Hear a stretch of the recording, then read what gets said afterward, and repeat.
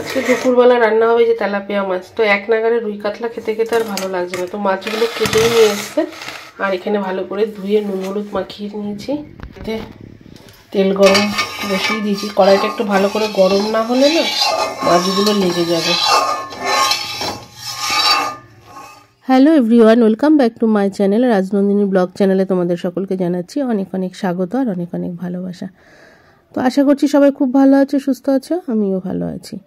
আর আজ হলো সোমবার, আর আজকে হলো স্কুল ছুটি, তো সেই কারণে কিন্তু রান্নাটা একটু দেরি করেই বসিয়েছি। তো এখন বাজে হলো তোমার 11:15 মতন। তো সমস্ত কিছু ধুয়ে কেটে সমস্ত কিছু রেডি করে নিয়েই তবে বসেছি। আর এই যে মাছ ভাজতে গেলে না আমার হয়ে যায় যুদ্ধ। দেখো এক্ষুনি আমার গায়ে তেলটা ছিটে আসতো। এই মাছ ভাজা আগাগোড়ায় আমার শাশুড়ি মা মাছটা ভেজে দিত যখনই আমি রান্না করতাম আগে। আর এখন তো সোজা হয়ে দাঁড়াতেই পারে না, তো চেষ্টা করলে হয় অবশ্য। যাই হোক, আমি আছি সেখানে, চেষ্টা করার কোনো দরকারও পড়ে না। তো মাছটা ভাজতে গেলে কিন্তু অনেকটা টাইম লাগে। আর আজকে দেখো কড়াইটা কিন্তু এতটা ঘষে ঘষে মেজেছি না, একদম সাদা হয়ে গেছে। তো কড়াইটা মাজতেই আমার ভীষণ কষ্ট। ভেবেছিলাম একজন দিদি রাখবো কড়াই মাজার জন্য, তো দেখলাম তারও মনে হয় পোষাবে না। তো একটা কড়াই কিছুতেই সে মাজবে না, কড়াই আর প্রেশার কুকার মাজার জন্য। আর আমার শ্বশুরবাড়িতে মানে কাজের লোক দিয়ে কাজ করানোর রীতিটা একদমই নেই। তো যাই হোক, চলো এখানে হলো পেঁয়াজগুলো কেটে রেখেছি, আলুগুলো একটু ডুমো ডুমো করে কেটে নিলাম। আর তেলাপিয়া মাছটা কড়া করে একবারই মানে দুদিনের ঝোল করে রাখবো। আর মঙ্গলবারে হলো মেয়ের নাচ আছে, 3টে থেকে ক্লাসটা এগিয়ে দিয়েছে, আগে ছিল 5টা থেকে। তো সেই জন্য আমার স্কুল থেকে এসে 12টার সময় রান্না করতে গেলে অনেকটা দেরি হয়ে যাবে, আর মেয়ের খেতেও দেরি হয়ে যাবে। তো সেই কারণেই ভাবলাম যে না, একটু রান্নাটা একটু আগিয়ে রাখি। আর এই যেখানে ফ্রিজে টমেটো বের করে নিলাম। আর রান্নার ক্ষেত্রে না আমার টমেটোটা একটু না দিলে ভালো লাগে না। তো আজকে আমি কোনো রকম মশলা পেস্ট করে নিইনি, একেবারে তেলের উপরে দিয়েছি।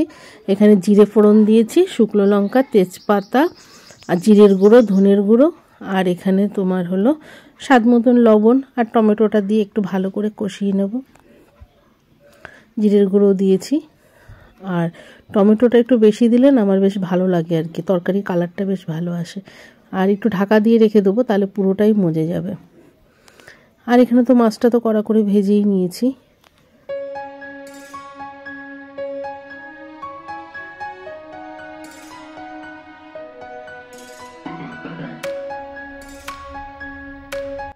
তো দেখো মশলাটা এখানে সুন্দর করে কষানো হয়ে গেছে, আর কালারটা কি সুন্দর এসছে। আর এখানে আলুগুলো দিয়ে দিলাম।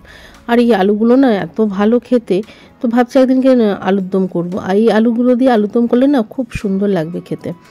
আর এখন রান্নাটা আমি অনেকটাই শিখে গেছি, আগে যেমন একদমই পারতাম না। তো যাই হোক, এখন একটু মাঝে মধ্যে তোমাদের দাদাভাই প্রশংসা করে। তো শাশুড়ি মার মুখে স্বাদ আনতে পারি না কখনোই, তো এখন আগেও আনতে পারিনি, আর এখন তো স্বাদ একদমই আনতে পারি না।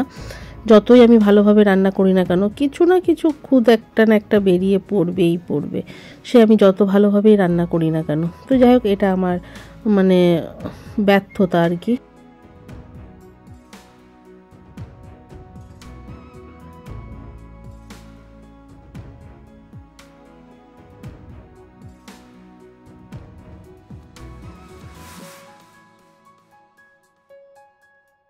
আর এখানে সমস্ত মাছগুলো দিয়েই ঝোল করব বলেছিলাম, তো এই মাছটা একটু বেশি কড়া করে ভেজেছি, তো সেটা একটু ভালো করে দেখে মেয়ের জন্য রাখলাম।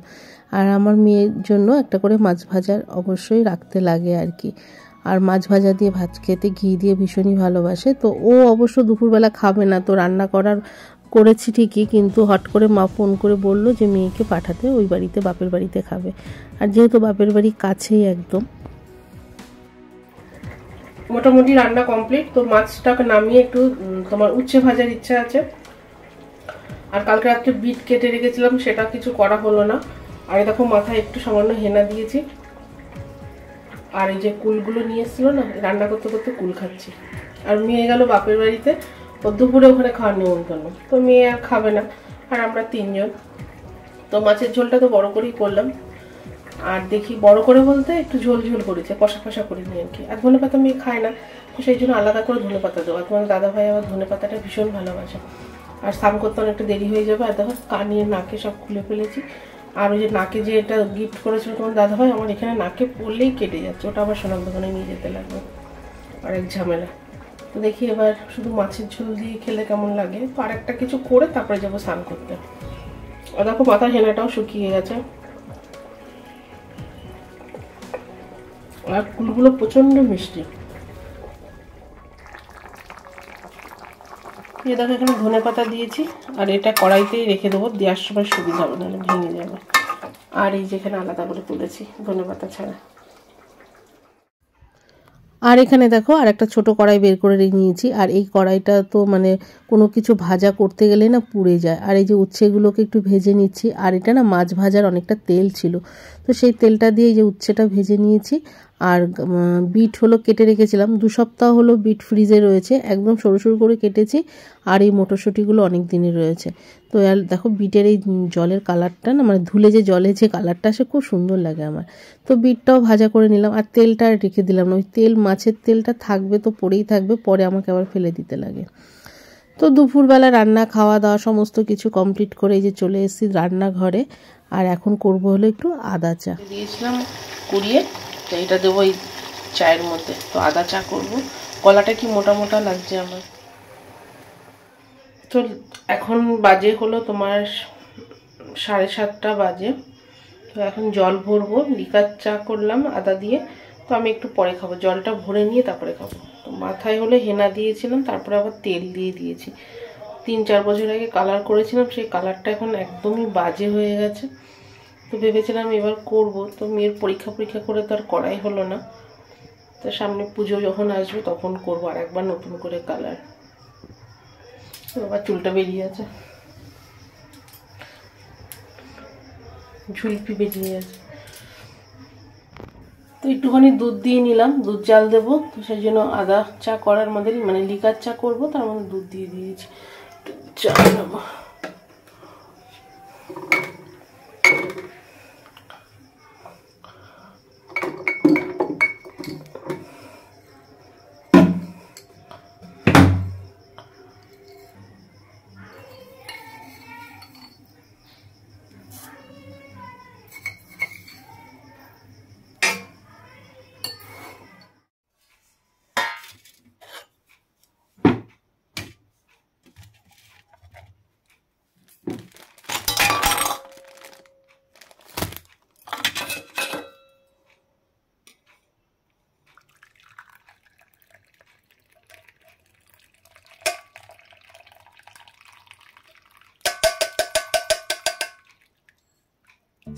আর এখানে দেখো 1 কাপ ভর্তি চা নিয়েছি।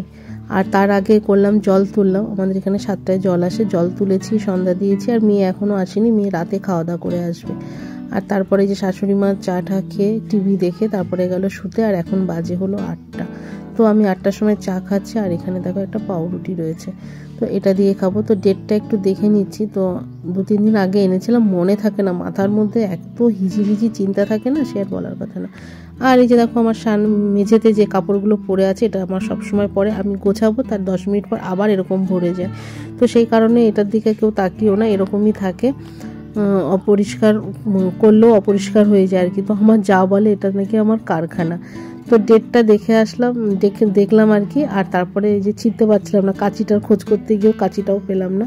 তো এই পাউডারটা দিয়ে 1 কাপ চা খেয়ে নেবো। আর রাতে না রুটি করব না, আর যেহেতু মাছের মাথা রয়েছে, দুপুরবেলা খাওয়ার পরও 2-3 পিস মাছ রয়েছে, তো সেটা দিয়ে তোমার হলো ভাত, গরম গরম ভাত করব প্রেসারে, ওই দিয়ে খেয়ে নেবে। আর এই যেখানে দেখো আমি একটু চাটা খেয়ে নেবো। আর শাশুড়ি মা ঘুমোচ্ছে, আর ওনাকে বোঝানো পর ভীষণ মুশকিল হয়ে যায়, কিছুতেই বোঝাতে পারি না। আর এখানে আমার চুলটা পুরো ভেজা, তাই একটু ছাড়িয়ে নিলাম আর কি, জট পাকিয়েছিল, একটু চুলটাকে ছাড়িয়ে নিলাম আশ্রিয়ে। আর যেটা বলছিলাম, তো আমার শাশুড়ি মা হলো 24 ঘন্টাই বলতে পারো শুয়ে থাকে, কিছুতেই বোঝাতে পারি না যে শুধু ওষুধ খেলে আর ডাক্তার দেখালে কখনোই একটা মানুষ সম্পূর্ণ সুস্থ হতে পারে না, কিছুতেই বোঝাতে পারি না। ওনার এখন আস্তে আস্তে বয়স হচ্ছে, তো আমার বিয়ের পর থেকে ওনার যে বয়স শুনে যাচ্ছে, আজও সেই একই বয়সই আছে, কিন্তু কিছুতেই সে মানতে চায় না, শুধু বলবে ডাক্তার দেখাও ডাক্তার দেখাও। তো দিনের বলতে গেলে অন্তত 8 রকমের ওষুধ খায়, মানে হাতে ব্যথা, পায়ে ব্যথা, প্রেশার, সুগার, তারপরে তোমার হলো ভিটামিন, সমস্ত কিছু কোনোটাই বাদ নেই, সমস্ত যখন যেটা বলছে সমস্ত কিছু করে দিচ্ছি। কিন্তু তা সত্ত্বেও যদি এখন মনে করে যে আমি সেই আরও বাচ্চাদের মতন হয়ে যাব, দৌড়দৌড়ি করব, বাজার ঘাট করব, সমস্ত কিছু একা হাতে করব, সেটা কখনো হয় না। তো আমি যেমন মনে করি নবীনকে জায়গা ছেড়ে দিতেই লাগবে, তো সেই জিনিসটা উনি কিছুতেই মেনে নিতে পারে না। তো সারাটা দিন ওই এক নাগারে এক জিনিস, ওষুধ ডাক্তার এই করতে করতে আমার সকাল শুরু হয়, আবার রাতও শুরু হয়। এই যে অনলাইন থেকে সেই 2টো শাড়ি নিয়েছিলাম, সে এদিক ওদিক গড়াগড়ি খাচ্ছে।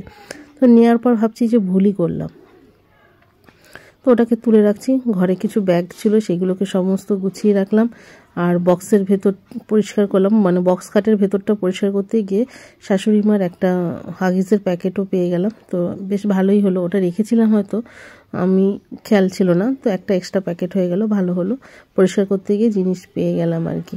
তো এটাই হলো কথা, আর কিছুতে বোঝাতে পারি না, আর উনি বুঝবেও না, যা মনে হচ্ছে আর বোঝার মতন বুদ্ধি ওনার হবে বলে মনে হয় না। তো একের সময় ভাবি দূর ছেড়ে দিয়ে চলে গেলে খুব ভালো হতো, কিন্তু কি করব বলো, ইচ্ছা থাকলে উপায় হয় না, অনেক কিছু না মানিয়ে নিতে লাগে, মনে হয় যেন সমস্ত কিছু ছেড়ে দিয়ে চলে যাই অন্য কোথাও, তো সেটা সম্ভব হয় না, ইচ্ছার বিরুদ্ধে হলেও না পড়ে থাকতে লাগে।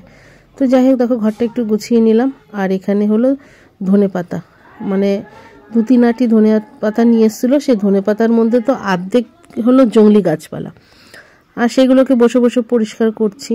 আর একটু কেটে একটা মানে বাটির মধ্যে রেখে দিলাম, যাতে পরে আবার তরকারিতে দেওয়ার সময় না ধুতে না হয়, ভালো করে পরিষ্কার করে রেখে দিলাম, একটু সামান্য জলে ধুয়ে নিয়ে তরকারিতে দিয়ে দেওয়া যাবে। আর সবজিগুলো ফেলতেও মায়া লাগে, আর এই কারণে বলেছে বেশি সবজি আনবে না, কেউ সবজি খেতেই চায় না, বাপরে বাপ। আগে কত রান্না হতো আমাদের বাড়িতে, যখন আমরা অনেক একসঙ্গে ছিলাম অনেকে। তো আর এখানে দেখো ধনেপাতাগুলো কাটা হয়ে যাওয়ার পর না কতগুলো পেঁয়াজ কলি রয়েছে, ফ্রিজে একটু জায়গা নেই যে কোথাও ঠেসে রাখবো, এত সবজি নিয়ে এসছে। তো ধনেপাতাগুলো বাছতেই লেগে গেল কতটা সময়। তারপরে এখানে পেঁয়াজ কলির একটা আটি আমি ডাইনিং টেবিলের নিচে রেখেছিলাম, তো তোমাদের দাদাভাই দেখলেই বলবে ফ্রিজে ঢোকাও। ও কোনো সবজি কিছু বাইরে থাকলেই না আমাকে মাথা খারাপ করে দেবে, ফ্রিজে ঢোকাও। ফ্রিজের তো একটা মানে সিস্টেম আছে না, সব কিছু জোর করে তারও তো একটা নেওয়ার ক্ষমতা থাকা দরকার, কত কিছু ঢোকাবো বলো। তো এখন বাজে হলো তোমার 10টা মতন, এই শাশুড়ি মা উঠে টয়লেটে গেলেন, আর আমি এখানে বসে বসে কাটছিলাম। পেঁয়াজকলিগুলোও কেটে একটা প্যাকেটের মধ্যে রেখে দিলাম। আর এই পেঁয়াজকলি কাটতে গিয়ে তো আমার চোখে জল বেরিয়ে যাচ্ছে, আর আমার তো যে চোখে জল বেরোলেই তো অ্যালার্জি, মানে সারা গাল চুলকে যাচ্ছে। সে কচু খেলে যেমন গলা কুটকুট করে চুলকোয় না, আমার সেই একই অবস্থা হয়েছে, না চোখে হাত দিতে পারছি না কোনো কিছু। তার আগে আবার লঙ্কার বোটাগুলো ছাড়িয়ে রেখেছি, আর এই হাতটা যদি আমি এখন চোখে দিই তাহলে তো মানে আমাকে একদম লাফালাফি করতে লাগবে। তো এখানে চোখ মানে না দিচ্ছি চুলকোতে পারছি, না হাত দিতে পারছি। আর এখানে যে পেঁয়াজকলিগুলো যতক্ষণ না কাটতে পারছি ততক্ষণ তো মানে উঠতেও পারছি না। আর এখানে কতগুলো লাউ শাকও নিয়ে এসেছিলাম বাড়ির থেকে, সব একটার পর একটা জিনিস কেটে গুছিয়ে রাখলাম। তো এই দেখো আমার চোখের অবস্থা দেখো, চোখ দিয়ে জল পড়ে যাচ্ছে আর চুলকেই যাচ্ছে। আর এদিকে তারপরে আমার প্রেশার কুকারের দিকে সিটি পড়েছে, ভাতও হয়ে গেছে। আর এখানে তোমাদের দাদাভাই চলে এসছে, আর মেয়েকে আসার সময় রাতের বেলা নিয়ে এসছে। আর এই যে ও তো মাছের মাথা খেতে ভীষণ ভালোবাসে, লেজা কাটা কুটি এসব খেতে ভালো লাগে। তো এখানে ওদিকে শাশুড়ি মাকেও দিয়ে এসছি খেতে, ওনাকে অনেক আগে দিতে চাই, ওনাকে যদি বলি একটু আগে খেয়ে নিন, হজম হয় না, খেয়ে হজমের ওষুধ খেতে লাগে, 8:30 থেকে 9টার মধ্যে খেয়ে নিন, কিছুতেই কথা শুনবে না, কিছুতেই না। সেই আমরা যখন খাবো তখনই ওনাকে খেতে দিতে লাগবে। তো বলি যে একই খাবারই খাবো, একটু আগে খেয়ে নিই, তো না, যখন তোমরা বসবে একসাথে খেতে তখনই খাবো। তো কে কাকে বোঝাবে বলো। তো আমি ভাতে হলো ছিম ভাতে দিয়েছিলাম, আর একটা আলু দিয়েছিলাম, আর এই যে মাছের তরকারিটা ছিল। তো যাই হোক, এই দিয়ে গরম গরম ভাত খেয়ে নিলাম। তো সবাই ভালো থেকো, সুস্থ থেকো। আজকের মতন ভিডিওটা এখানেই শেষ করছি। ভালো লাগলে লাইক কমেন্ট শেয়ার করো, আর খুব ভালো লাগলে আমার চ্যানেলটাকে সাবস্ক্রাইব করে আমার পাশে থেকো। তো দেখা হচ্ছে আগামীকাল ঠিক দুপুর 2টোয়। তো চলো বন্ধুরা, সবাইকে গুড নাইট।